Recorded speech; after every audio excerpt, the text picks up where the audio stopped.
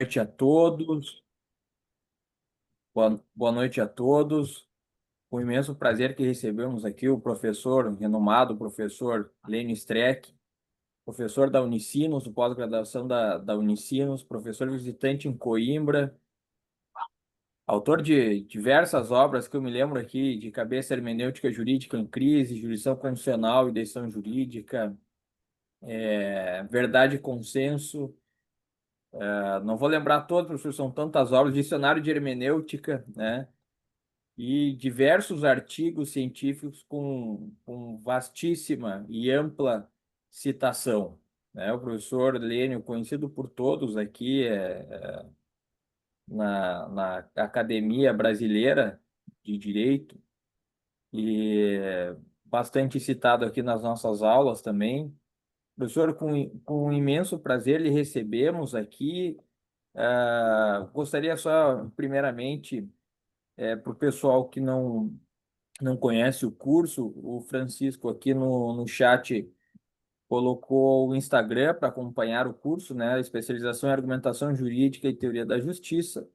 No Instagram, argumentação jurídica _URGS, ou no site do curso, urgs.br/argumentação jurídica, ou no e-mail para contato argumentaçãojurídica@urgs.br. Professor Lênio,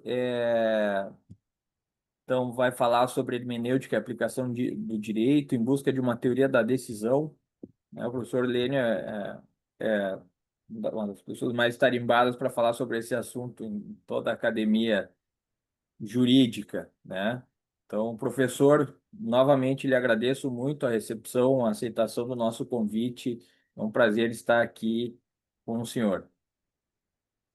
Muito bem, muito obrigado, obrigado pelo convite. É, Vejo que temos uma boa assistência, gente de todo o Brasil. Abraço a todos. Esse é um tema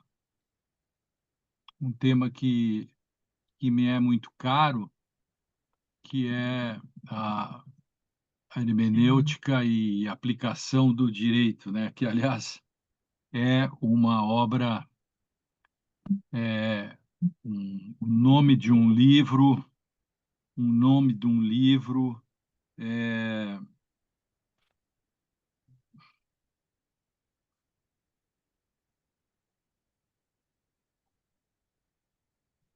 livro do Carlos Maximiliano, né? E essa semana ainda o Matheus, que é do Ceará, é, meu orientando, é, ele fez uma dissertação sobre a, o Carlos Maximiliano, sobre Paula Batista, sobre Alipo Teixeira, é, é, é, sobre a hermenêutica no Brasil. Então, o meu título aqui, de algum modo, é uma homenagem ao Carlos Maximiliano. É um clássico, um homem do seu tempo que tem que ser respeitado e que, se nós examinarmos esses autores clássicos, por exemplo, no Brasil ou os do exterior, nós veremos o esforço de um Orlando Gomes, por exemplo, no Brasil, e que é muito respeitado, enfim, e que, se olhado de um lugar em que nós estamos, é, não estaríamos sendo hermeneutas, porque, como diz Gadamer, a distância temporal é um aliado, nunca um inimigo. Então, olhar no seu tempo, saber o tempo é o nome do ser, como diz Heidegger. Com isso, a gente compreende a grandeza dessas pessoas que fizeram a história brasileira. Eu começo com uma questão muito simples, que é quase um truísmo, né? Que é quase uma platitude, que é dizer que a hermenêutica é uma questão moderna. A hermenêutica é uma questão moderna porque é na modernidade que nós temos o sujeito, e na modernidade nós temos três tipos de hermenêutica, né? Preocupações. A hermenêutica teológica, porque você tem que fazer um controle da linguagem da Bíblia, evidentemente, é uma questão de poder, imagine Lutero fazendo a tradução da Bíblia lá no Castelo de Warburg, que por acaso eu conheço. Imagine então a, uma hermenêutica filológica, né? Você tem que como é que você define, como é que você dá o sentido às alegorias, né, gregas, e também a hermenêutica jurídica. Pensemos em Schleiermacher, Dannauer, que antes dele escreve em 1654, mas em Schleiermacher, que é para evitar os mal-entendidos. Esse é o sentido da hermenêutica. Se somar tudo, veremos que isso tem muito a ver. E hermenêutica tem esse caráter de intermediação. Hermes era um semideus que fazia intermediação da linguagem dos homens, dos deuses com o comum dos mortais. Nunca se soube o que o que os deuses disseram, só se soube o que Hermes disse que os deuses disseram. Portanto, Hermes é é um deus poderoso, um semideus poderoso. A outra versão é que Hermes já nasce na forquilha de uma árvore e o primeiro gesto dele, o ato dele, é furtar as cabeças de gado do seu irmão e coloca e prende no rabo de cada vacuno um galho de árvore com folhas para tapar o rastro. Por quê? Porque a hermenêutica esconde seus rastros, né? E Hermes, portanto, é um delinquente. E Hermes é um delinquente porque ele se apropria. O Heidegger chega a dizer que interpretar é das Raub, é, é um furto, um roubo. Você se apropria do sentido. Então, o grande desafio é como controlar a delinquência de Hermes. Então, hoje, nesses tempos de pós-modernidade, né, que se descolamos do sentido das coisas, não é necessário mais fundamentar. Nesses tempos de internet, cada um é a própria imprensa, né? Tudo é porque sim. Então, esse é o busilis da questão. Nós saímos de uma modernidade em que o sujeito passa a dar o sentido, porque é moderno, para os sentidos que se espalham pelo ar, né? É, como sabem, eu gosto muito de Shakespeare, está aqui atrás de mim, e o Shakespeare é um autêntico moderno. O Harold Bloom, né, o maior cânone, né, sobre, que escreve sobre Shakespeare, é o cara da modernidade, diz que Shakespeare é o autêntico moderno. Eu concordo com ele, assim como Cervantes, mas Shakespeare, sem dúvida nenhuma, né? Então, é, é, ele começa pelas peças dele, né? Que é, por exemplo, a minha preferida é Medida por Medida. E em Medida com Medida, em 1604, é um tratado de hermenêutica, porque ali estão os dois polos de tensão perseguidos e enfrentados pela contemporânea hermenêutica de cariz filosófico, por exemplo, né, que medida por medida é o caso do Cláudio, do Cláudio que é preso pelas forças do juiz Ângelo, que substitui o Duque, e Cláudio é condenado à morte por uma decisão textualista, né? É, totalmente textualista. E eu não vou contar toda a história aqui, porque ela consome muito tempo e nós temos um tempo reduzido, né? Mas eu falo bastante disso em meus livros. Nesse dicionário de hermenêutica, o Shakespeare faz parte. Mas o que interessa é que, primeiro, Ângelo, o juiz, que faz o papel de duque, juiz, enfim, ele condena Ângelo à morte textualisticamente, e logo depois ele voluntaristicamente promete para a irmã de Cláudio que se ela fizer sexo com ele, ele libera o irmão dela, que é o Cláudio. Qual é o pior dos Ângelos? O Ângelo um, o textualista ou o objetivista, ou o Ângelo 2, o subjetivista? Veja que nós temos aqui a metafísica clássica e a metafísica moderna.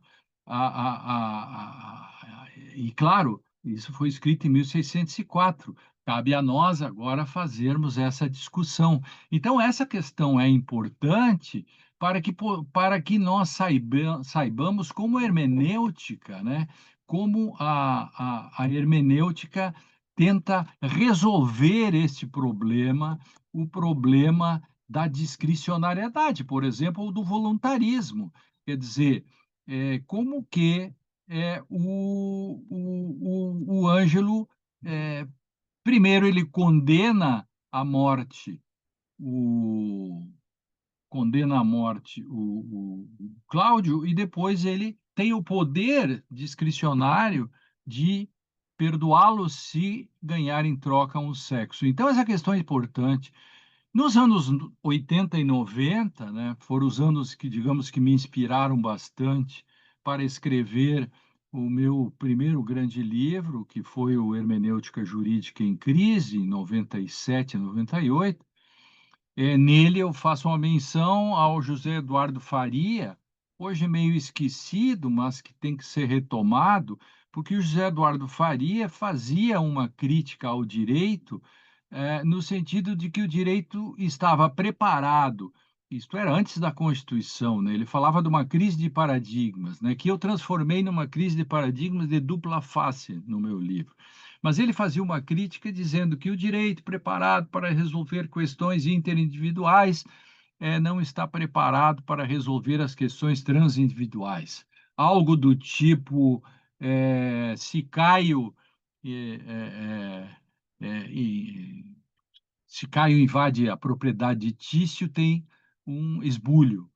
Agora, se Caio for acompanhado de 500 pessoas com lonas pretas, você tem uma ocupação e, portanto, você tem um problema social. É isso que o José Eduardo queria dizer. Então, eu fiz uma adaptação disso que o José Eduardo fazia, e coloquei como uma crise de dupla face, porque eu coloquei como uma espécie assim de a primeira crise de matriz liberal, individualista, normativista do direito, esse direito que, veja o nosso código, que trata melhora, que trata com mais rigor os crimes contra a propriedade do que contra a vida, etc.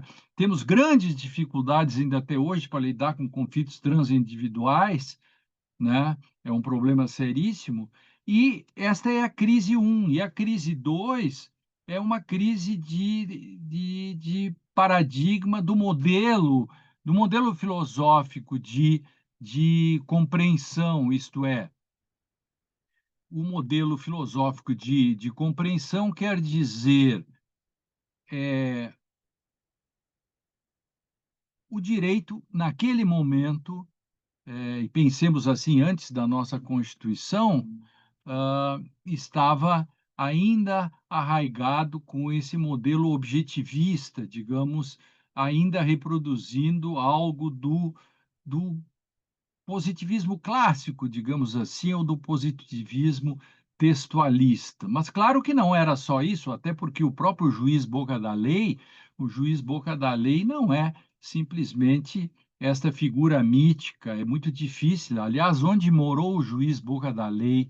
Como que isso se dá? Mais ainda, né? Logo depois da Constituição, se dizia o juiz Boca da Lei morreu, agora nasceu o juiz dos princípios. Bom, quem é o juiz dos princípios? Para que serve isso? Nunca ninguém disse, e, portanto, passou-se sim a um período de bastante discricionarismo e voluntarismo do direito. Então, vejam que esta face 2 dessa crise de paradigmas, né, a face um levantada pelo Zé Eduardo e a face 2 que eu agreguei, que é a crise do modelo objetivista e subjetivista, porque, como contraponto, digamos, ao textualismo, se coloca uma espécie de escola de direito livre, né? Eu poderia fazer isso aqui de outro modo, falando do século XIX e o século XX, com relação a isso que nós estamos tratando aqui agora. Então, é, é, de todo modo, uma grande discussão que se tem dentro do nosso direito é exatamente o grau de autonomia que ele assumiu a partir do segundo pós-guerra, né? Então, quando nós analisamos o direito no Brasil, nós temos que entender como que ele se dá no contexto da teoria do Estado e da teoria constitucional e na teoria do direito. Então, não existe um olhar hermenêutico sobre o direito como se ele fosse algo afastado, assim como também não existe uma teoria do Estado afastado da política, etc. Essa é uma conjuminação que se dá. Então, quando nós falamos num grau de autonomia que o direito tem, e é disso que se trata, logo vão entender por que eu falo de um grau de autonomia, porque se o direito for corrigido pela moral, pela política ou pela economia, ele corre o risco de não ser mais nem direito. É disso que se trata. Então, eu quero dizer que, se nós fizermos um breve, um breve histórico sobre da aurora da civilização para cá, nós veremos, né, que há vários modos de tratar da autonomia, né? O primeiro, na própria mitologia grega, quando nós vemos o julgamento de Orestes, né, em que param as vinganças e começa um certo império da lei. No segundo momento, Hobbes, com auctoritas non veritas facit legem, e terceiro, eu considero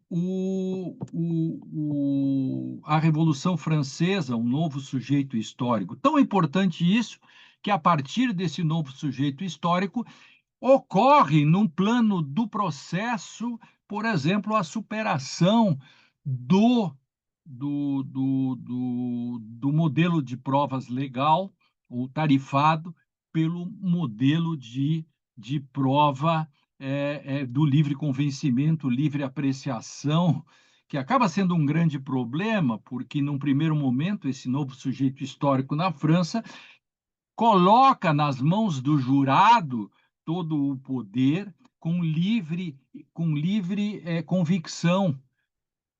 E o judiciário acaba se apropriando de algum modo disso e acaba criando a livre atribuição, livre apreciação da prova, etc. Tanto é que até hoje a livre o livre convencimento, a livre apreciação ainda é considerado fortemente pelos processualistas como uma grande conquista.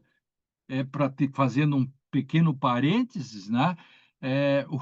Um dos maiores processualistas do mundo, que morreu há pouco tempo, que é muito seguido no Brasil também, e na Espanha, principalmente, né? É, é, ele diz que o conceito de verdade, para ele, é o conceito de verdade correspondencial, é o conceito de Tarski, por exemplo, sobre a verdade, que é uma questão bastante cara para a hermenêutica, esse tipo de discussão. Mas o mais paradoxal nisso tudo é que, para o Tarufo e tantos outros, o juiz tem livre convencimento. O próprio Ferraioli pensa isso. E, ao mesmo tempo, o conceito de verdade o, a verdade é, é a adequação do intelecto com a coisa.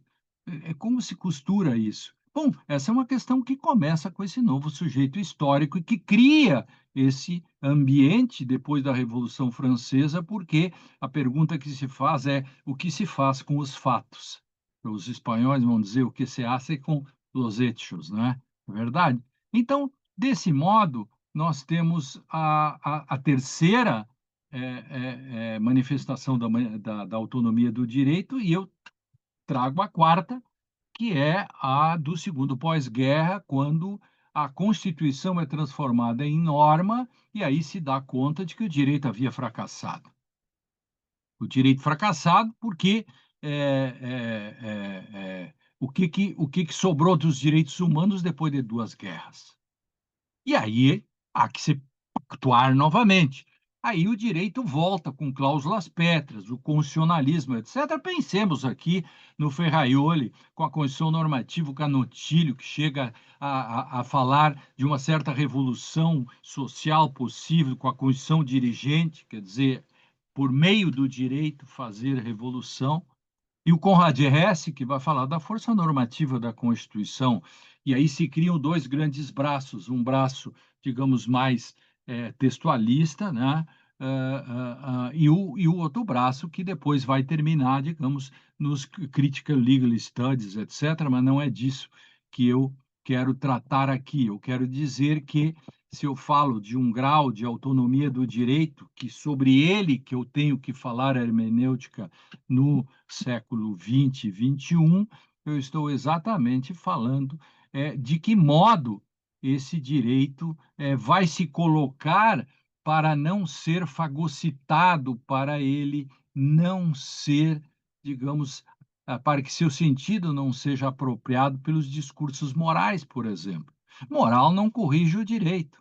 Se corrigir, já estará violando a igualdade, que é tratada sempre anteriormente na Constituição, na minha perspectiva. Então, isso também quer dizer que uma decisão jurídica não é uma questão moral ou de filosofia moral. A partir disso, eu venho sustentando, né, que os juízes têm responsabilidade política, eles cumprem um papel democrático. Mas, afinal, o que é isso, o direito? Ora, o direito, para mim, é um fenômeno, além de ser complexo, ele é formado sempre por três elementos: o discurso moral, o discurso econômico e o discurso político. Esses três se juntam, pensemos em assembleias, etc., votações, etc., em auditórios, né? E dali se cria um quarto elemento que exatamente serve para filtrar esses três. O que é democracia, então? Democracia funciona quando este quarto elemento consegue filtrar esses elementos que o formaram. Então, é por isso que eu tenho sérias críticas à análise econômica do direito, porque se existe análise econômica do direito, também existe análise política do direito. E por que não uma análise moral do direito? Alguém diria, sim, mas aí não é mais direito, mas esse é o problema. Por isso que eu fiz questão de falar que nós precisamos trabalhar de algum modo com um certo grau de autonomia do direito.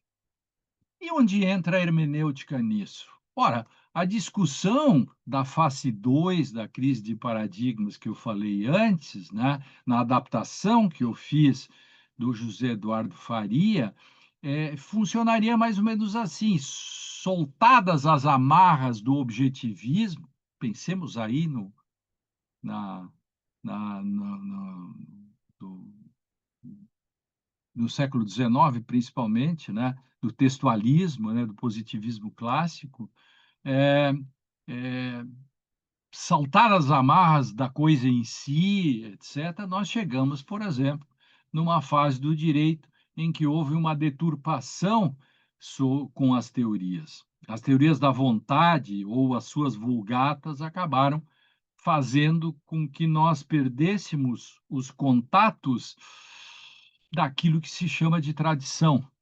E a hermenêutica vem para resgatar isso. Quer dizer, a hermenêutica é esta que eu trabalho, que é uma espécie de antropofagia, né, que eu chamo de crítica hermenêutica do direito, que eu fundei, que é uma espécie de antropofagia de Heidegger de Gadamer, da filosofia hermenêutica, da hermenêutica filosófica e da teoria interpretativa do Dworkin, que para mim o Dworkin tem fortes traços gadamerianos, né?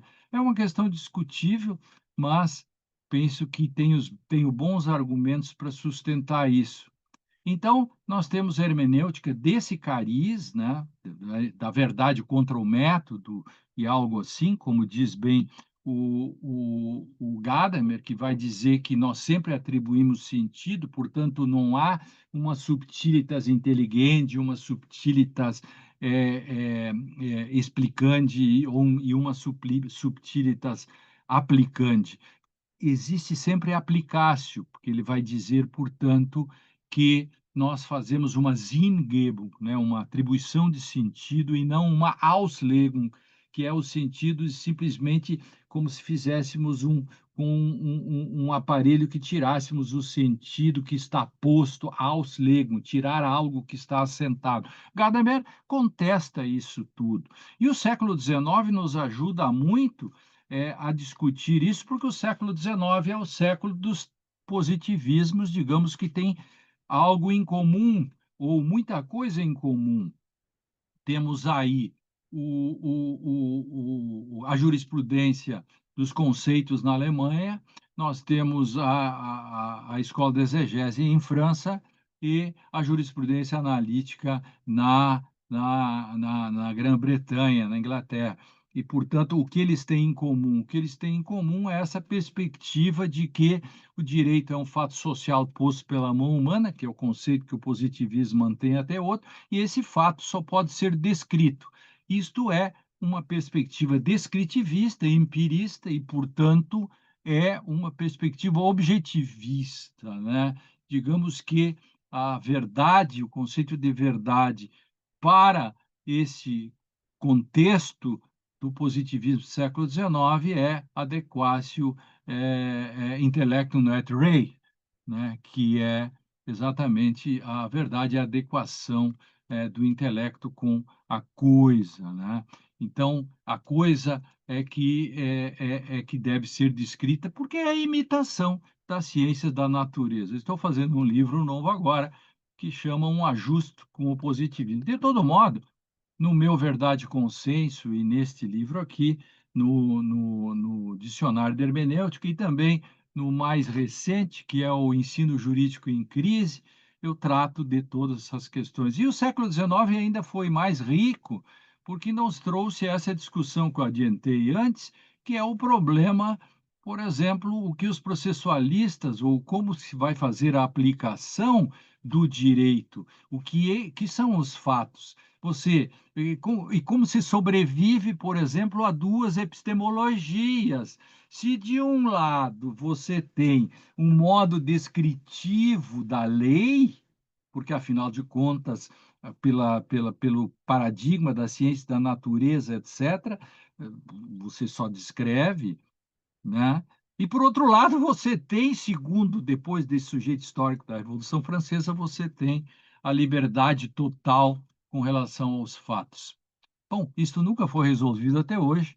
Eu estou resolvendo, tentando resolver isso agora, nesse novo livro. Essa é uma questão que não há bibliografia praticamente a respeito. Então, isto tudo cai no século XX e no século XXI, porque ainda não está relacionado. E por que não está resolvido isso? Não está resolvido, por exemplo, que nós temos hoje no campo da aplicação do direito no Brasil, nós temos, se nós pegarmos o processo penal e o processo civil, nós veremos que a parte mais tradicional continua ensinando para os seus alunos que o livre convencimento que o juiz tem foi muito importante, continua sendo importante, porque ele derrotou a prova tarifada. Pois é.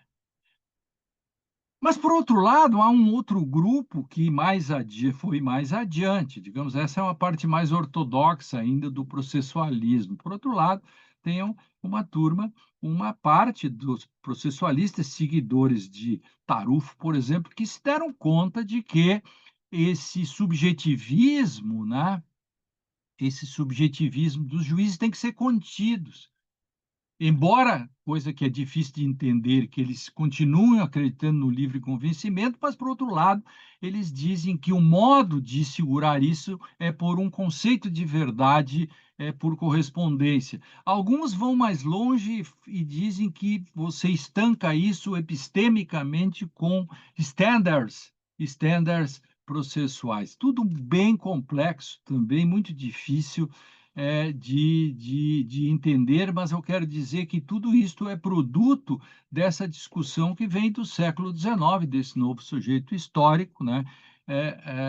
E que é tratado, né, dentro da própria evolução, se nós podemos assim falar, porque nesse momento, se isso aqui fosse um PowerPoint, teria que abrir uma janela para estudar Herbert e Hamann e outros autores, Humboldt, por exemplo, que vão ser os iniciadores da viragem linguística que se dá, né, que depois é abarcado, isto é, abarcado pelo Gadamer, por exemplo. Isso no meu Hermenêutica em Crise, eu faço todo esse desenho que acontece. E, por outro lado, tinha que abrir uma outra bola, um outro círculo nesse PowerPoint para mostrar, por exemplo, a injustiça que muitos autores do direito, principalmente, vou ficar com o Ferraioli, vou ficar com o Guzman, e vou ficar com o Tarufo, que fazem uma grande injustiça com o linguistic turn. Eles confundem o linguistic turn com um certo pós-modernismo nihilista do direito. Isto, ninguém do giro linguístico até hoje, Wittgenstein, etc., ninguém disse que se descolava palavras e coisas. Ao contrário, Gadamer, por exemplo, diz: se queres dizer algo sobre um texto, deixe que o texto te diga algo. Que é algo mais direto que isso. E o Gadamer, antirrelativista, diz: o relativismo não tem que ser combatido, deve ser destruído, segundo Gadamer. Então, só para dizer aqui onde nós estamos metidos. Veja como é complexa essa questão. Um autor como Nietzsche, por exemplo, calou muito fundo num certo niilismo do direito, porque é muito bonito dar palestra e dizer assim: Nietzsche dizia, não há fatos, só há interpretações. Isso é muito bom, a internet está cheia disso. Fatos não há muito tempo, só há interpretações.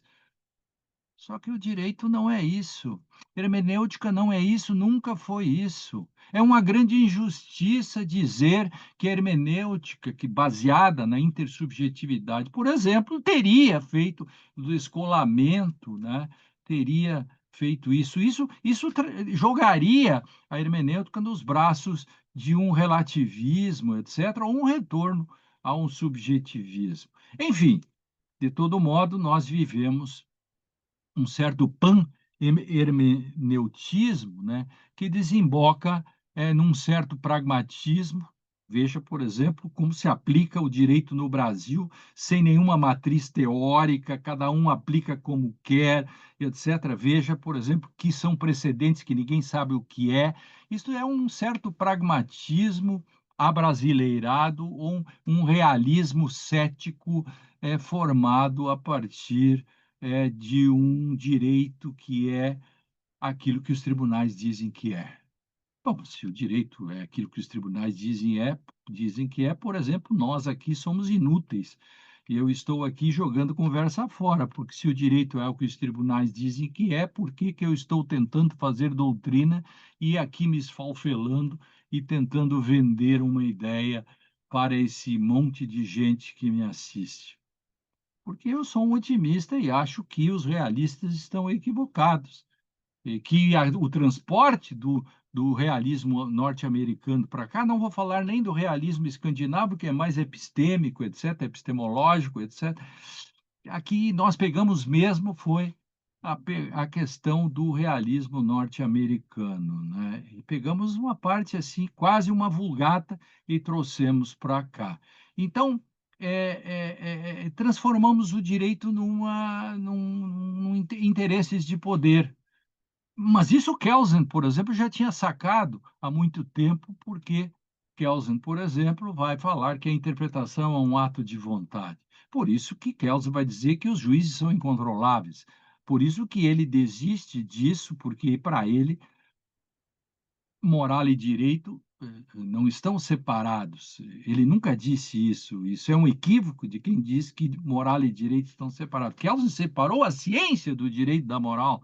Por quê? Porque ele Um pessimista vai dizer que eu não tenho como controlar os juízes, o direito está impregnado de moral, etc., etc., que a decisão judicial é um ato de política jurídica, isso ele diz textualmente, e, portanto, eu não tenho como controlar os juízes. Por isso que todo o positivismo, não só o kelseniano, nunca se preocupou com uma teoria da decisão. O textualismo, por questões óbvias, e o positivismo pós-hartiano, por outras razões, exatamente porque é uma teoria analítica, descritiva, que está preocupado em identificar o direito, etc., e não está preocupado do modo como os juízes dizem. Por isso, aqui no plano da hermenêutica também dou más notícias, né? Às vezes eu ouço juízes ou professores dizendo: precisamos ter mais segurança jurídica, vamos voltar ao positivismo. Eu digo: opa, qual é o positivismo que dá essa segurança? O pós-hartiano, com certeza, nem se preocupa. Aliás, o tradutor do Working na Espanha, que morreu precocemente, que é o Albert Calsamiglia, o Calçamiglia, ele diz que o grande calcanhar de Aquiles de todos os positivismos, el tacón de Aquiles é não ter se preocupado com a decisão. Vejam como é complexo isso, né? Então, nós não podemos concordar com a tese de que a interpretação é um ato de vontade. Esse é um problema da má compreensão do positivismo do século XIX, na sua virada para a compreensão do positivismo do século XX. E o que nós tivemos, então? Como o positivismo clássico que separa direito e moral, isso tem consequências. Mas Kelsen, por exemplo, não separa direito e moral.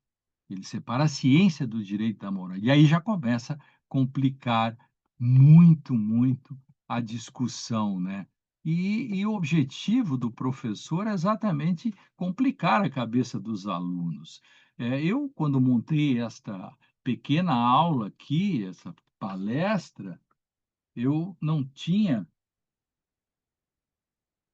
e não tenho a mínima ideia do meu público. Eu apenas sei que o Newton, lá da querida Juazeiro do Norte, abençoada Juazeiro do Norte, estaria, e o peregrino peregrinaria nessa aula, e talvez algum aluno meu de doutorado, mestrado, mas eu não sei dos outros.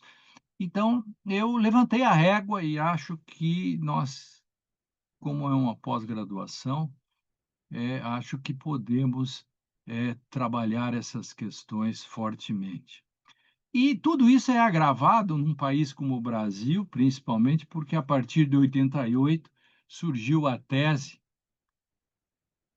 deletéria para a teoria do direito, que é o, o, o, o que se dizia muito, né? Então, muita gente do direito saiu escrevendo e dizendo assim: com a nova Constituição morreu o juiz boca da lei. Então, alguns faziam uma dramaticidade, assim, né? E dizia assim: quero dar uma notícia. O juiz boca da lei morreu. E nasceu o juiz dos princípios, porque princípios são valores.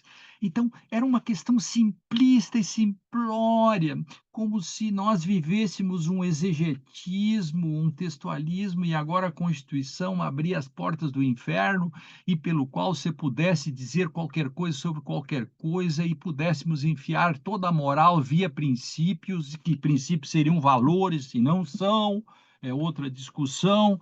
Eu brigo muito com essa noção, eu não concordo que o princípio seja valores, Habermas também não concordo. Enfim, essa tese foi muito ruim, porque criou todo esse voluntarismo, o ativismo judicial que nós temos hoje por aí, surgiu com essa venda equivocada, sem que off-label, né? do, do, do, do, do da tese de que nasceu o juiz dos princípios. Daí nasceu o panprincipiologismo. Hoje tem princípio da afetividade, princípio da confiança do juiz da causa. Eu fiz uma lista no meu Verdade e Consenso, eu tenho uma lista, não sei, de 60, 70 princípios. Com eles você faz qualquer coisa, você faz até pastel, você faz qualquer coisa com o modo como se faz princípios. Isto é uma gandaia hermenêutica e, portanto, esqueçam essa discussão. O panprincipiologismo passa longe da teoria do direito e não é teoria do direito e também não é hermenêutica.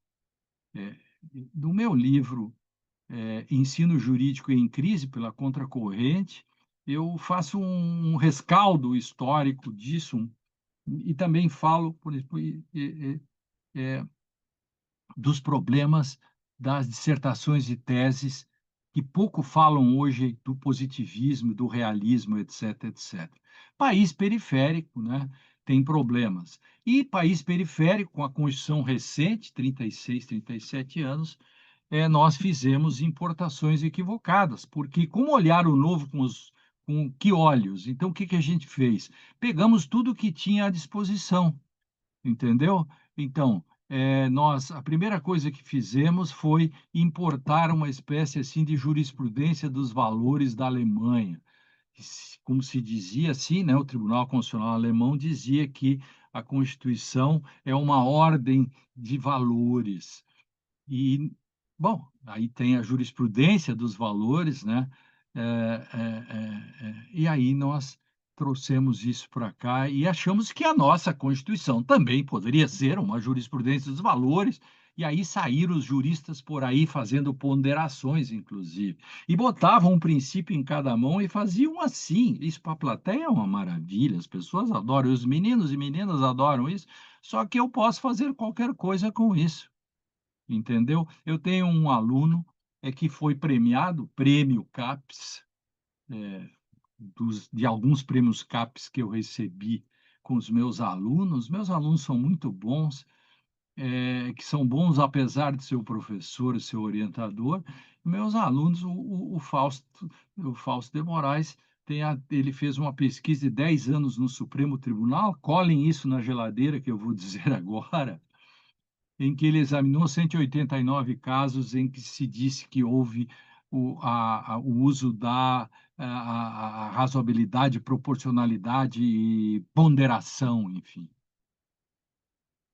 Dos 189 casos, senhoras e senhores, nenhuma vez o Supremo acertou se nós pegarmos o conceito de Alex, por exemplo. Então, o livro dele já está em terceira ou quarta edição, mostra isso muito bem. Então, essa foi uma primeira importação que nós fizemos de forma errada. A segunda importação foi, que está junto com isso, de algum modo, é a teoria da argumentação jurídica, porque, e aí vem o paradoxo, a teoria da argumentação jurídica foi feita por Robert Alex, para fazer uma certa racionalidade, ou a teoria dos princípios também, uma certa racionalidade daquilo que se chamava de irracionalidade, ou um certo grau de irracionalidade da jurisprudência dos valores, ou do modo como o Tribunal Constitucional aplicava isso. E por isso que ele, então, faz a fórmula peso, tudo aquilo. Mas ele faz isso, mas aqui no Brasil, a fórmula peso, aquela questão complicada, nos tribunais, o que foi feito até agora fui eu que fiz. Existem alguns casos em que eu utilizei o Fausto sempre me ajuda nisso, porque ele é expert nisso, o Pietro Lorenzoni também.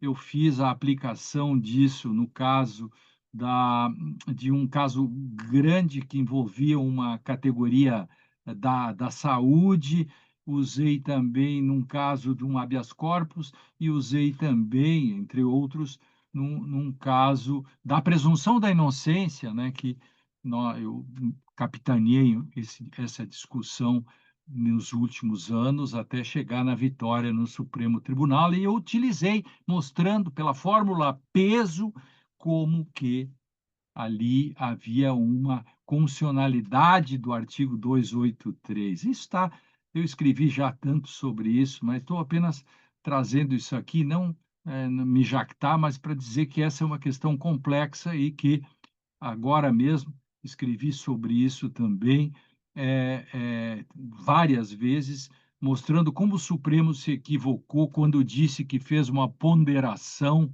Isto é um problema. Quantas pessoas estão presas hoje por causa da súmula 182, porque da súmula 7, etc. Ou seja, fazer coisas com palavras, como diz o John Austin. Nós temos hoje 150, 200 mil pessoas presas por erros, por uso de conceitos equivocados.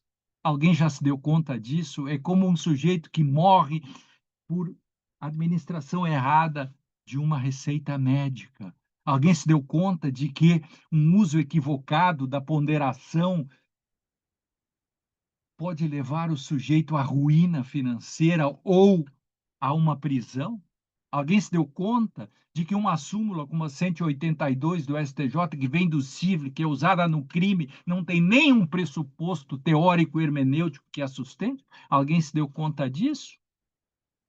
Eis a questão, meus amigos e minhas amigas. Então, no Brasil, a gente conseguimos somar a teoria da argumentação e tudo isso com a jurisprudência dos valores, e aí extraímos a ponderação, isolamos a ponderação passou a ser uma coisa isolada, poderosa, e, como disse, eu demonstro isso em N textos, inclusive é um verbete do meu novo livro sobre ensino jurídico em crise, que tem um glossário, inclusive um dos glossários é epistemologia, outro conceito muito mal utilizado no direito. Epistemologia não é um discurso de primeiro nível do modo como está sendo feito, mas não quero entrar nessa discussão aqui, porque tempo eu não tenho. Eu quero ver se consigo vencer isto que eu me propus, né? Assim, meio no improviso para falar aqui. Então, enquanto a hermenêutica se assenta na ruptura com o paradigma epistemológico e representacional, ontologizando-se para abarcar o mundo prático, espaço em que os princípios, se forem bem compreendidos hermeneuticamente, ingressam na discussão do direito, a teoria do direito afasta a conteudística para sustentar a cisão entre fato e valor e entre discursos de justificação e discursos de aplicação. E com isso pretende alcançar o objetivo a partir, digamos, de uma, sei lá, situação ideal de comunicação, ou como queiram chamar isso, e que, paradoxalmente, não consegue provocar a superação do paradigma da filosofia da consciência. Vejam que os processualistas tentam superar a filosofia da consciência, por exemplo, embora não deem esse nome, com a teoria da verdade por correspondência. Quando foi a filosofia da consciência que superou a verdade objetivista dos, dos do medievo, da metafísica clássica, enfim, daquele momento filosófico. Bom, e a terceira interpretação é o ativismo norte-americano, né, que já falei um pouco disso, é só olhar pela janela que nós vemos todos os dias o direito no Brasil sendo feito pelo judiciário. No Brasil, nós não entendemos até agora, e nisso falha muito a academia, a doutrina falha, porque deveríamos entender que o judiciário cuida do passado, o legislativo cuida do futuro, e o executivo. O judiciário não faz leis.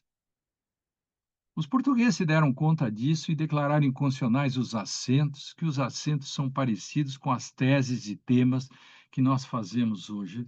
Eu falo isso tantas vezes, né? Até mesmo agora eu fiz uma conferência em Goiás e demonstrei lá que a própria Tentou-se na Inglaterra, em face de um precedente, de fazer uma espécie de tese para facilitar a sua aplicação. Isso gerou uma crítica muito grande e muitas injustiças. Por quê? Porque um precedente sem um caso concreto, ele acaba sendo uma espécie de entificação, se nós usarmos uma linguagem da hermenêutica. O decisionismo, portanto, tem a ver com ativismo norte-americano. E a quarta a importação equivocada é uma importação que vinha de antes, né, do antigo regime, digamos, aqui no Brasil, que é a metodologia do Savigny, ah, que o próprio Miller, Friedrich Miller, vai dizer que se você tem 5 métodos, não existe um método para dizer qual é o melhor método. Essa é uma crítica que o Miller já faz e já fazia há muito tempo. E aqui a quinta importação indevida foi exatamente essa que eu acabei de referir, que é do precedentalismo, que foi uma leitura para mim equivocada, que foi feita do CPC de 2015, que transformaram precedentes em algo feito para o futuro, prospectivo. Ora, precedentes não são feitos para o futuro. O Brasil acaba hoje sendo o único país do mundo que faz precedentes para o futuro. E isso é um problema hermenêutico básico, porque transforma, primeiro, por uma razão, quem entende desse modo, no Brasil, tem uma postura realista, realista ceticista. Por quê? Porque quem sustenta que os tribunais superiores são os que fecham o sistema, que fazem com que dão um último sentido, que são os tribunais de precedentes, como se dizem, ou cortes de precedentes, esquece-se que com isso está por trás a tese de que o direito é indeterminado. Bom, o direito não é indeterminado, isso é uma tese cética. Agora, se alguém acredita que o direito é indeterminado, nós temos um problema, porque a tese ou o tema, enfim, o tal do precedente, que não é um precedente, que os tribunais fazem, também é um texto. Logo, se é um texto, ele também é indeterminado. Por isso que os juízes não cumprem. Aliás, eu disse isso para vários ministros em um congresso, dizendo: eu sei por que os precedentes não são cumpridos.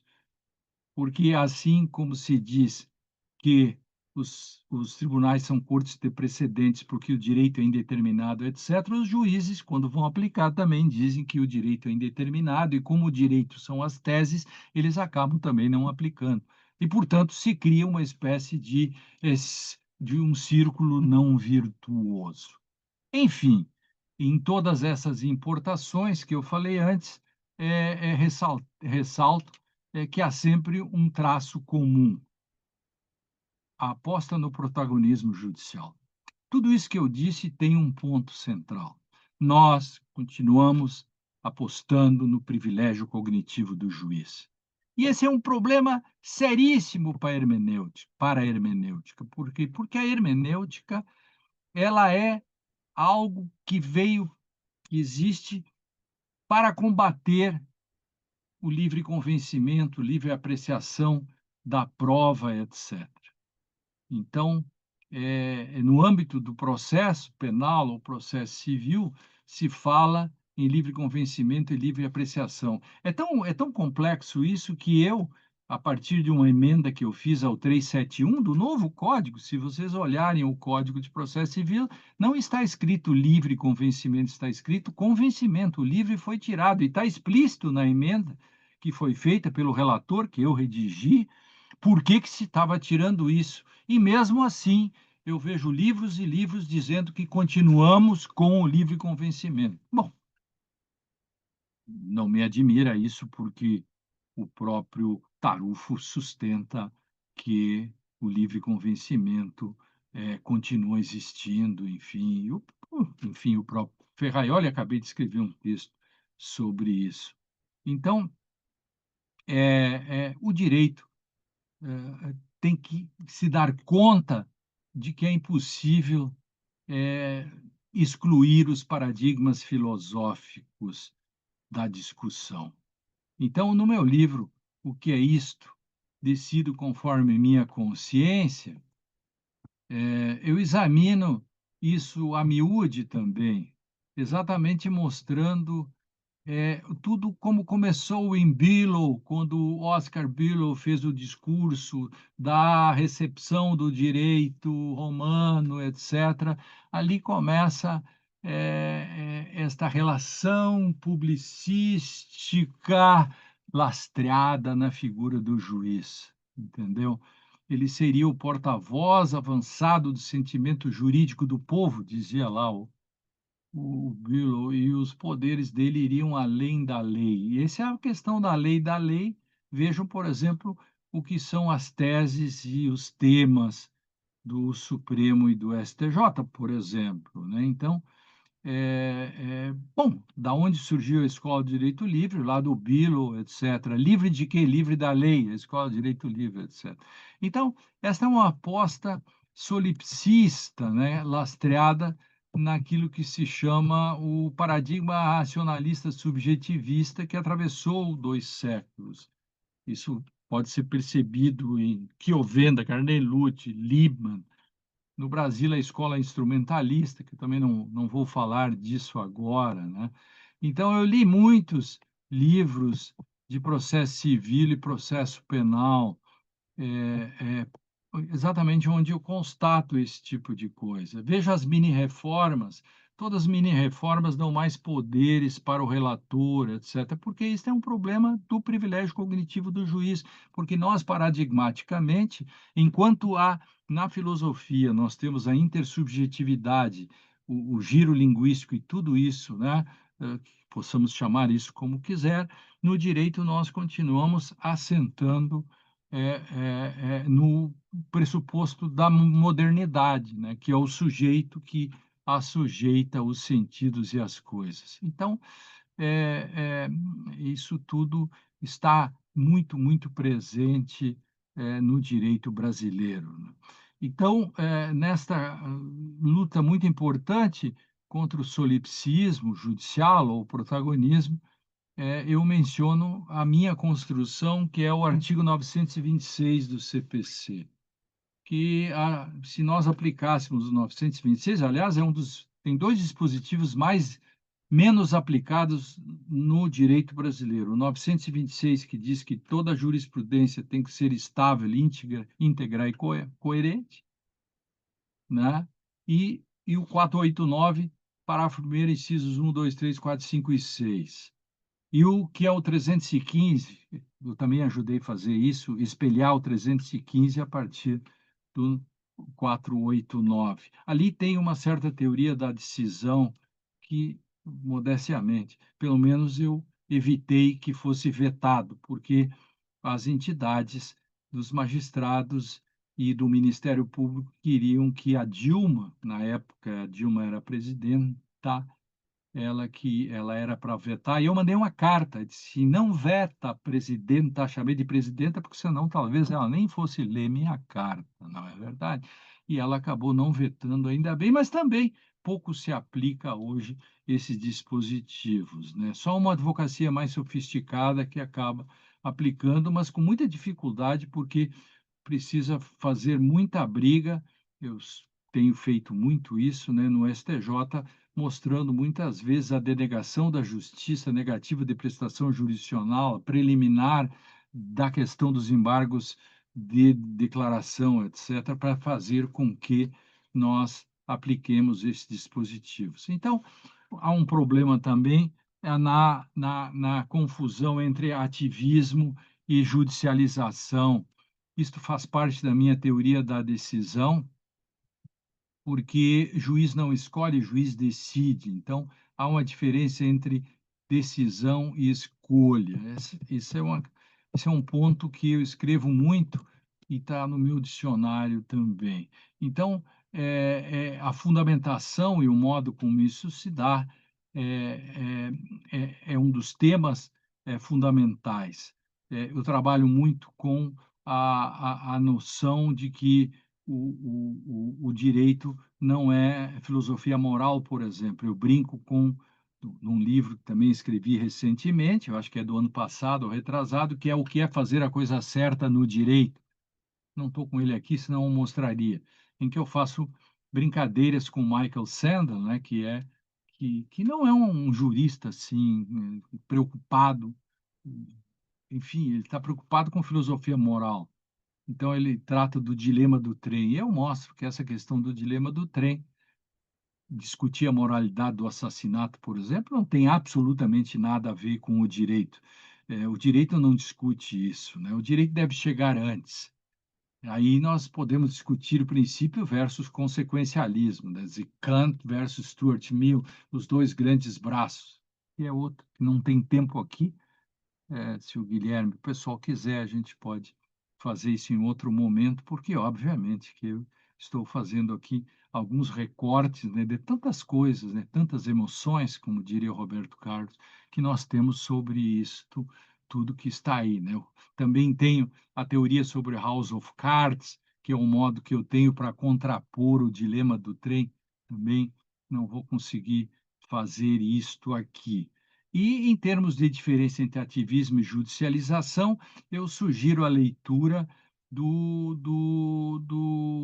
acórdão do recurso extraordinário sobre homeschooling, e ali está parte da minha teoria da decisão que faz com que você consiga, de forma criteriosa, separar ativismo de judicialização. E o voto do ministro Gilmar Mendes, citando a mim, deixa claro que é ativismo, o que é judicialização e por que o homeschooling é um ativismo judicial e, por isso, ele é inconstitucional, porque, para mim, todo ativismo é ruim e ele fere a Constituição. Judicialização da política é algo contingencial e é útil e pode ser bom para a democracia. Enfim, o que eu quero dizer é que a hermenêutica faz perguntas. O positivismo quer dar respostas antes das perguntas. As teses precedentalistas no Brasil, realistas, etc., querem dar respostas antecipadas para todos os problemas que ainda não aconteceram. Bom, então, a hermenêutica faz perguntas. E penso que quando se faz perguntas corretas, nós podemos ter respostas adequadas. Porque não esqueçamos de novo que o direito é produto de três elementos, esses três elementos fazem um quarto, que, por sua vez, trata-se do filtro. A democracia funciona quando o direito não é fagocitado pela política. Por exemplo, essas tentativas de golpe de Estado é uma fagocitose ruim feita pela política do direito, certo? Então, o direito historicamente tem lutado com o objetivismo e com o subjetivismo, com a metafísica clássica e com a metafísica moderna. Aliás, no meu dicionário, eu delimito todas essas questões da metafísica para entender bem isso. Então, a hermenêutica que eu trabalho, sob os auspícios de alguns grandes autores, como Gadamer, Heidegger, etc., Wittgenstein, etc., com Ernildo Stein, meu querido amigo. Hermenêutica, segundo o próprio Stein, diz, é uma terceira cadeira que se coloca entre objetivismo e subjetivismo. Essa é a grande luta, controlar Hermes, se nós ficarmos nesse plano, né? Então, a CHD é uma teoria antropofágica nesse sentido. E que está assentado num método hermenêutico, né, que é revolver o chão linguístico em que está assentada a tradição, reconstruindo a história institucional do fenômeno, deixando que ele apareça como é. Se quiser dizer isso do outro modo, são desleituras. Harold Bloom, desleituras, Ernildo Stein, desler. Ou, se quiserem brincar mais com isso ainda, o palimpsesto do direito. Você vai descascando as camadas. Critérios, nós precisamos de critérios. Eu trato de muitos, 6 hipóteses pelas quais o juiz pode deixar de aplicar a lei. Se não for dentro dessas 6, ele tem que se candidatar a deputado, etc. A hermenêutica que eu trabalho, ela fortalece o poder judiciário, fortalece a jurisdição fortemente, portanto, é uma teoria de algum modo conservadora. Trabalha-se com a doutrina com o caráter de constrangimento epistemológico. Constrangimento é um verbete do dicionário, é uma parte forte do livro que é fazer a coisa certa em direito. Constrangimento daquilo que o próprio, embora ele não trate nesse sentido, mas o livro mais premiado da Alemanha, que é do Bernd Ritters, vai tratar exatamente de uma interpretação sem limites e o que causa estrago quando existe uma interpretação sem limites. Bom, eu ouso apresentar a minha hermenêutica com o sentido de constrangimento epistemológico, epistemológico no sentido das condições de possibilidade pelas quais eu posso dizer que algo é, rompendo com aquelas questões dos obstáculos epistemológicos, por exemplo, que trata o Bachelard, portanto, eu sou um jurássico, eu sou do tempo do Bachelard, etc., né? Não esqueça que eu fiz mestrado em 83 e 84, que muitos aqui não tinham nascido, e também trabalho dentro da minha teoria da decisão com evidências científicas. Sempre é possível exigir evidências científicas e trago vários exemplos para isso, que eu não tenho tempo de fazer agora. E também a condição hermenêutica de sentido, uma certa pequena herança readaptada do neopositivismo lógico, que é a condição semântica de sentido, mas readaptada para um paradigma hermenêutico, que é a condição hermenêutica de sentido. Então, se me permitem, eu gostaria de finalizar com um dos meus poetas preferidos, o Manuel de Barros. E aí, com isso, homenageio a todos que tiveram paciência até agora para o que eu disse desde o início, né? Para corroborar aquilo que eu disse desde o início. A hermenêutica é uma questão moderna. E, bom, em tempos de pós-modernidade, sem que se saiba bem o que é isso, né? Em que as palavras e as coisas parecem que se separaram e parece que nunca mais vão se juntar, o Manuel de Barros diz num belo poema que ele diz: eu uso as palavras para compor os meus silêncios e eu sou um apanhador de palavras, um apanhador de desperdícios. Eu queria que a minha voz tivesse um formato de canto, porque eu não sou da informática, eu sou da invencionática. Eu só uso a palavra para compor os meus silêncios. Grande Manuel de Barros era um homem erudito que não foi para a academia. Meus queridos, minhas queridas, um abraço a todos.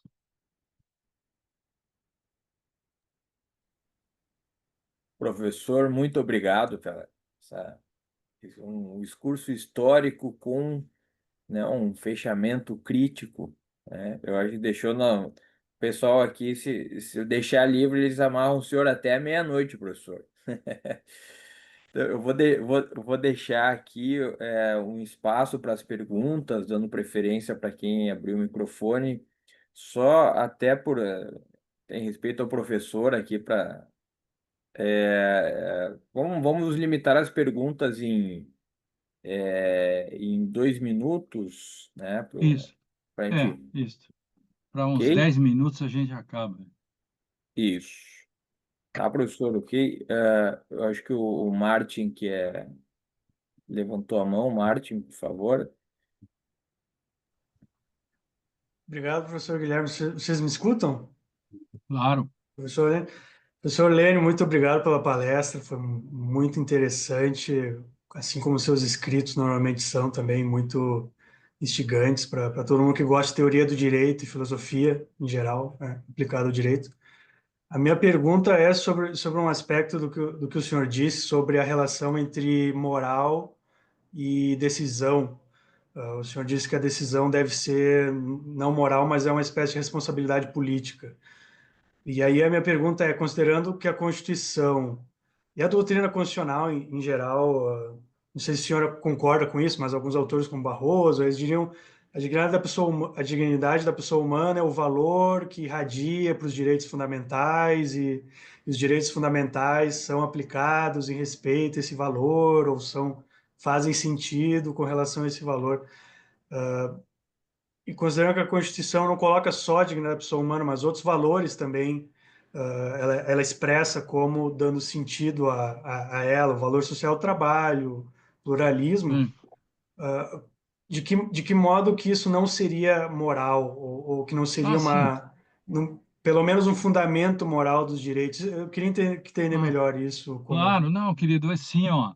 É, o, o- a grande dificuldade de entender isso o direito não pode ser corrigido pela moral, mas ele é formado pela moral.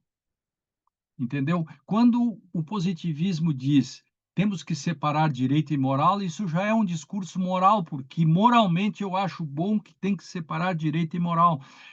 É impossível separar direito e moral. A questão é que o discurso moral isoladamente não pode separar, não pode corrigir o direito, porque se a moral corrige o direito, porque o direito já vem impregnado da moral. O direito é produto da moral, da política e da economia. Pode fazer o teste no seu condomínio quando você faz o regimento interno. Ou na Câmara dos Deputados, tem um discurso moral, um político e um econômico. Sempre tem. Eu desafio alguém que me mostre onde não tem um discurso moral, político e econômico. E, portanto, como o direito é produto disso, ele não pode ser corrigido nem pela economia, nem pela moral, nem pelo. Esse é o grau de autonomia. Por isso, né, eu tenho trabalhado o conceito, acho que mais ou menos pela primeira vez no Brasil, o conceito de autonomia do direito.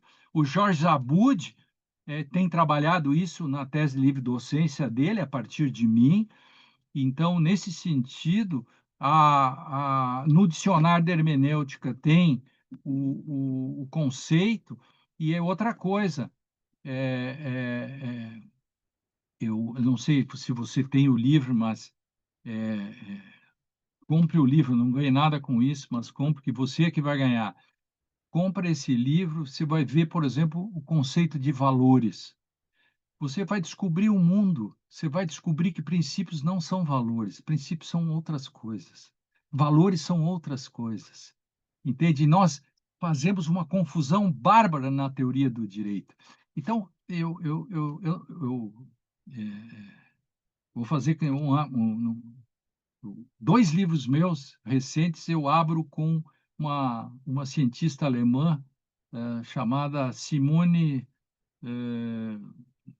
Rosenfelder, algo assim, não me lembro o sobrenome dela, em que ela diz, olha, eu estou tentando fazer ciência, não quero dizer que o que os outros estão fazendo não seja ciência, eu não quero dizer que os outros estão fazendo coisa errada, eu só quero dizer que algumas coisas que eu estou dizendo têm algum sentido, e que se você não for atrás e não testar isso que eu estou dizendo, vai continuar me criticando ou vai continuar me elogiando sem me ler. Então, nesse sentido, essa questão parece um hard case, mas é um easy case a resposta sobre direito e moral. Muito obrigado, professor. O Cleilton Bandeira pediu gostaria de fazer uma pergunta, Cleilton. Por favor, se puder ligar seu microfone. Oi, pessoal, boa noite. Me escutam bem? Sim, Oi, professor Lênio, e os colegas que estão aqui, é um prazer estar aqui assistindo essa aula do senhor, aqui do Iguatu, diretamente do Iguatu, Ceará. A gente... tá, sim, fizemos um podcast. Isso, exatamente, agradecer aqui mais uma vez ao senhor. Professor, a minha pergunta é sobre a questão que o senhor falou aqui da questão dos precedentes, né? Avança no Brasil o entendimento de que o STJ e o STF tornem-se cortes de precedentes ou cortes diversos, como se queira chamar, né? E eu estive com o ministro Fachin em Recife, está com uns 10 dias, acho, numa palestra, mas não, eu queria fazer essa pergunta para ele, mas não consegui por questões de segurança e tudo, vou fazer essa pergunta aqui para o senhor. No julgado dele do recurso especial, se não me engano, é Isso, eu 566.200 conheço. Uhum. Pronto. Ele fala que o Brasil já vive um estado de Isso, common law, né? isso é a certidão de nascimento do common law no Brasil. Pronto, perfeito. Só que eu queria perguntar para o senhor, a maneira como se entende essa questão de precedentes no Brasil, ela tem alguma semelhança com o common law que a gente conhece norte-americano, o próprio common law inglês, ou é algo extremamente novo para o Brasil? Não, isso é o problema de ser novo, inclusive, ele acaba sendo um problema, porque se chama de precedente algo que não é precedente, porque precedente nunca se faz precedente para o futuro. E o Brasil quer fazer respostas antes das perguntas. E, portanto, isto significa que o direito feito pelos tribunais são novas leis, leis gerais e abstratas. É absolutamente inconstitucional. Teses, teses e temas são inconstitucionais. Só existe dois modos ou três de que haja vinculação de jurisprudência, que são aquelas decisões de controle concentrado, as súmulas vinculantes do Supremo Tribunal, entendeu? As outras coisas não são vinculantes. Portanto, é inconstitucional o que está sendo feito. E mais do que isso, os tribunais têm que julgar causas, está lá escrito, e não teses e temas. É isto.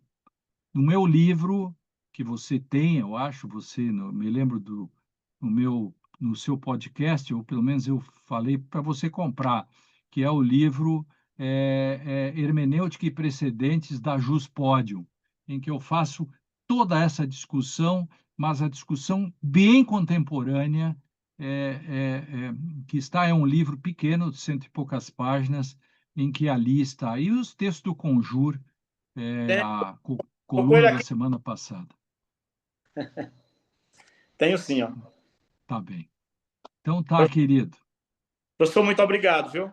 Valeu, um abraço aí para o pessoal lá da sua cidade, Iguatu, até mais. Iguatu. Pronto? Passamos a só uma pergunta do professor Gilberto Morba, depois a Silvia e o Neres. E Gilberto, querido, faça a pergunta. Tudo bom, professor Lene? Opa, você estava me Bom, assistindo? claro que eu estava, professor. Estava aqui, na forma da lei. Como eu me saí? Muito bem, como sempre, professor, Ah, mas que então dúvida. tá bom. Obrigado. Maravilhosamente bem. Adorei. Sempre bom vê-lo e ouvi-lo. Professor, a minha pergunta é uma. Já conversamos um pouco sobre isso, mas eu gosto de ouvi-lo sobre esse aspecto especificamente. O senhor chegou a tocar um pouquinho. Um dos grandes méritos aí que eu acho que o senhor tem no debate jurídico brasileiro é uma originalidade para falar certas coisas, inclusive contrariando aquilo que se espera em meio ao próprio público. O senhor vai entender onde eu quero chegar, que é o seguinte: pouco se fala, acho que o senhor é o único a falar nisso, em uma recepção acrítica, talvez, que juristas progressistas fizeram do Ferraioli, sobretudo. E o quanto isso acaba, inclusive, prejudicando os próprios pressupostos que os juristas progressistas têm com relação ao direito. Então, eu queria que o senhor comentasse um pouquinho acerca dessa recepção acrítica, seja do Ferraioli, seja da própria ideia de garantismo mal compreendida, talvez, ou incorretamente compreendida, enfim, um pouquinho desse seu ponto acerca do Ferraioli aí. Um abraço, professor. Bom vê-lo. Um abraço, Gilberto. Sim, eu poderia falar de outros autores, mas vou me fixar na questão do garantismo, até por causa do tempo. Uma das recepções é incrível como é bem marketing, assim, né? Não existe marca mais famosa do meu querido amigo. Aliás, eu já escrevi um livro, né? Para quem gosta do assunto, né? Ou pode até ficar com ciúmes, né? Eu já fiz debate com o Ferraioli em Roma, tá entendendo? E mais do que isso, fiz um livro que está em segunda edição com o Ferraioli. E eu faço críticas a ele, ele faz críticas a mim, então, e a primeira vez que o Ferraioli me citou foi com o meu conceito de panprincipiologismo, com o qual ele concorda. Então, eu sou absolutamente, né, insuspeito para falar sobre isso, de fazer algumas críticas a ele. Por exemplo, o conceito dele não vou nem considerar o princípio iuris, né, que é uma espécie de língua legal, da questão de um discurso rigoroso, da questão que ele traz do neopositivismo lógico. As pessoas que leram Ferraioli no Brasil não sabem o que é neopositivismo lógico, por exemplo. Você precisa dos pressupostos. Aliás, as pessoas que leram Kelsen e não leram neopositivismo também acabam dizendo coisas que o Kelsen não disse. Então, o Ferraioli, quando vai falar sobre, por exemplo, a crítica que ele faz ao positivismo clássico, né, o tradicional do textualismo, né, ele tem que fazer isso, né, etc. Por quê? Porque ele é um homem do seu tempo e ele constrói a ideia do garantismo como uma tese para fazer direito, fazer democracia no direito e pelo direito. Então, o direito tem dois âmbitos, vigência e validade. O fato de ser vigente não quer dizer nada, é a Constituição que vai dar validade. Por isso que eu falei no início da Constituição normativa que ele fala. Agora, por outro lado, ele é avesso à questão dos princípios, princípios aqui entendidos como padrões, que eu chamo, né? Ele faz críticas injustas ao Dworkin, por exemplo, né? E, e faz, e faz uma análise com relação ao livre convencimento. Escrevi um texto há pouco tempo, junto com eu já escrevi textos solo sobre isso, outro dia escrevi no Conjur junto com um colega Luan, sobre essa questão do livre convencimento. Não dá para sustentar o livre convencimento com um conceito de verdade por correspondência, que também é, de algum modo, sustentada pelo Ferraioli. Aí, portanto, aqui, para fechar isso, Gilberto, eu vejo as pessoas falando, isso não é garantista. Aí a pessoa, por que não é garantista? Ah, porque aqui não houve a letra fria da lei. Mas desde quando o garantismo tem a ver com textualismo? Ao contrário, o Ferraioli chama isso de paleojus positivismo. Então, as pessoas, o jurista médio do Brasil, o operador médio, não leu o Ferraioli, entendeu? Ele não consegue compreender o Ferraioli e aplica ele seletivamente. E, às vezes, inconscientemente, inclusive, essa seletividade. Por quê? Porque, de novo, a questão toda está na questão da teoria, na questão do fundamento. Gilberto, você que é um erudito, que estudou todos esses clássicos e tal, e é meu parceiro de jornadas, etc., né? As pessoas que não conhecem o Gilberto, eu tenho ele desde o final da graduação comigo, né? E depois daqui o Gilberto foi para a Inglaterra já e voltou. Então, o Gilberto, tradutor do Brian Bix, então, que conhece teoria, sabe do que eu estou falando, daquilo que é o fundamento, né, da teoria do direito como condição de possibilidade e do conceito, por exemplo, de epistemologia. Enfim, então, é um pouco dessas coisas que te agradeço a pergunta, que é um pouco a oportunidade de falar das coisas que me chateiam, né, no direito, que é tanto que o Cleiton falou antes dos precedentes, isso é uma questão que me chateia também, principalmente porque os tribunais discutem isso e não convidam nem a mim e nem outras pessoas que pensam diferente deles, sabe? Mas essas coisas são muito importantes. Outro conceito que se coloca muito mal no Brasil é o conceito de positivismo. E o realismo, portanto, nem é falado. E se pratica. O que é mais praticado é um certo realismo retrô, é o que é. O que é o direito no Brasil?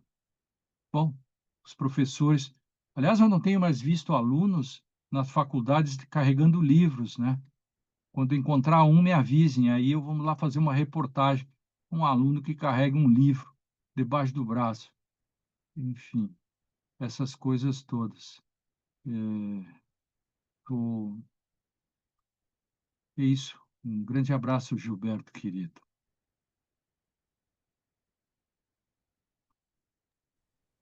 Agora, eu acho que passamos a, quem sabe, a Silvia e o Neres, professor, fazem a Rapidamente, pergunta, porque eu estou sendo por- chamado, já eu tenho um compromisso daqui a e aí pouquinho. terminamos, Silvia Isso, e o Neres em sequência, e o professor responde as duas as conjuntas. duas juntos, isso. Isso. Professora, eu vou ser muito breve. Primeiramente, todos os elogios pela aula. Eu vou me ater à questão linguística, porque eu pesquiso, estudo a dogmática e pragmática. E o senhor mencionou o pragmatismo brasileiro, e eu entendo que há uma dogmática jurídica, né? E aí eu sempre me deparo nas decisões, ultimamente, assim, tenho estudado, que existem pelo menos conceitos, e as decisões, esse pragmatismo quebra com essa visão na busca da eficiência, né? Então, talvez um comentário, né, já seria interessante ouvir o senhor falar sobre Tá isso. bem, Seria isso. Muito obrigada. isso. E a Neres? outra pergunta? Prazer, me chamo. Oi? Outra pergunta? É a minha, professor. Prazer, me chamo Neres, falo aqui de Cuiabá. Prazer estar com o senhor aqui de novo. Acho que eu assisti uma ou duas palestras do senhor aqui em Cuiabá, no programa de pós-graduação, e uma das palestras, eu acho que o senhor citou uma frase que é, você estava falando sobre ensino jurídico e acabou comentando, né? A gente precisa, no Brasil, começar a decidir e parar de escolher, né? Isso. E, nesse sentido, a gente tem um problema dessa falta de base teórica das lições no Brasil, que muitas vezes incide uma ausência de lógica, no sentido de que, quando esses conceitos são empregados, normalmente eles estão desconexos, da estrutura fática e da radicalidade do conceito. Aí, considerando Entendi. as críticas do que o senhor faz ao ensino jurídico, eu imagino que um primeiro caminho para a superação do estado de coisas, do processo decisório no Brasil seria, o que o senhor fala da processo decisório como integralidade constitucional e da integralidade constitucional em respeito aos direitos. Mas, superado esse ponto da gente primeiro parar para refletir e criar um freio, nos avanços que a gente vem fazendo. Da perspectiva do ensino jurídico, quais os caminhos o senhor enxerga no direito no Brasil, neste momento? Entendi. Bom, as duas perguntas estão intercambiadas, né? Porque o problema da dogmática jurídica, né? A dogmática, o Brasil pratica um certo pragmaticismo, assim, no mau sentido da palavra, e, começa que o realismo jurídico é uma forma pragmática ou pragmaticista, né? E, o problema da dogmática jurídica é o criterialismo, né? Eu não vou explicar agora aqui o que o criterialismo, mas no meu livro Ensino Jurídico, em crise, tem um verbete grande sobre o criterialismo. O Hering, se visse o que se fala hoje aqui no Brasil sobre o direito, o Hering enlouqueceria, porque ele diria que, em algumas áreas, os juristas brasileiros conseguem fatiar um fio de cabelo em 900 pedaços, como ele faz lá no Paraíso dos Conceitos, né? Então, o problema do criterialismo é um problema gravíssimo. A moça que perguntou isso é verdade. E, e, é, é, e não há direito sem dogmática, por isso que a dogmática é uma coisa muito séria. E com relação ao ensino jurídico, o ensino jurídico vai muito mal e vai afundando cada vez mais os algoritmos, os chat GPT, tudo isso que está aí vai afundar mais ainda. Nós vamos cair num déficit cognitivo sem tamanho, nós estamos usando atalhos que são antiepistemológicos, nós estamos rumo a um brain rot, que é o cérebro podre. Nós estamos caminhando para isso a passos largos e as pessoas que acumularam conhecimento 30, 40 anos, seu conhecimento estará à disposição de qualquer nécio que aperta um botão e vem um resumo das coisas que Lênio Streck ou outras pessoas disseram. E, portanto, daqui a um tempo não haverá mais nem dissertação e tese de doutorado. A coisa vai muito mal, eu sou extremamente pessimista com relação a isso. Um grande abraço a todos, Guilherme, foi um grande abraço, um abraço para você, e conta comigo na medida do que eu possa. Hoje você me teve com bom humor, então eu estou, porque eu estou aqui dando essa conferência, porque sei que tenho um peramanca para abrir daqui a exatamente 2 minutos.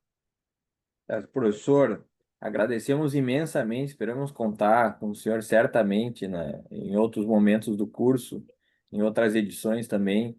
E fica muito feliz o senhor ter aceitado nosso convite e escutar toda a história de toda a sua estrada que tem no nosso tema aqui. Nos sentimos muito agradecidos, professor. Um Valeu, um abraço, muito abraço. obrigado. Abraço. Obrigada, professor. Abraço, professor. Boa noite a todos. Boa noite a todos, pessoal. Encerramos nosso encontro e até semana que vem. Valeu, Parabéns, Francisco, valeu, obrigado. Martin, valeu, professor Alejandro, valeu, obrigado a todos os presentes, alunos e visitantes. Não esqueçam de acessar o nosso Instagram, o site, ou mandar e-mail para eventuais dúvidas se tiverem interesse no curso. Muito obrigado, um grande abraço. Um abraço, pessoal.